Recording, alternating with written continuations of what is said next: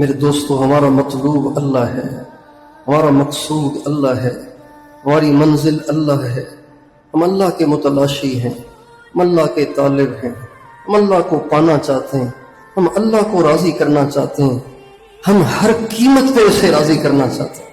حضرت بلال عابد نہیں تھے، عاشق تھے۔ حضرت خباب اگر کفر کا کلمہ کہہ کے انگاروں پر لیٹنے سے بچنا چاہتے تو بچ سکتے تھے، ان کے لیے جائز تھا۔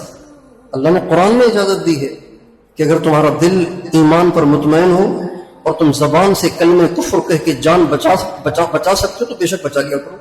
لیکن حضرت خباب نے انگاروں پہ لیٹنے کو گوارا کر لیا، حضرت بلال نے تپتی ہوئی ریت پہ لیٹنے کو گوارا کر لیا، پھر ان زخموں پہ نمک چھڑکے جانے کو گوارا کر لیا، اور فرعون کی باندی نے اپنی دونوں بچیوں اور خود کا قربان ہونا گوارا کر لیا۔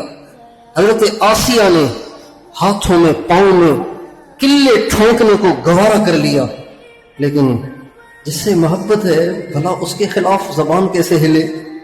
یہ محبت زندگی کا مقصد ہے، اس کے بغیر زندگی بے لطف اور بیکار ہے۔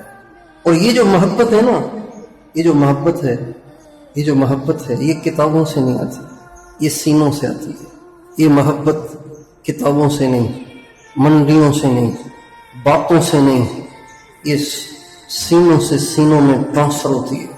نہ کتابوں سے، نہ وعظوں سے، نہ زر سے پیدا دین ہوتا ہے، بزرگوں کی نظر سے پیدا۔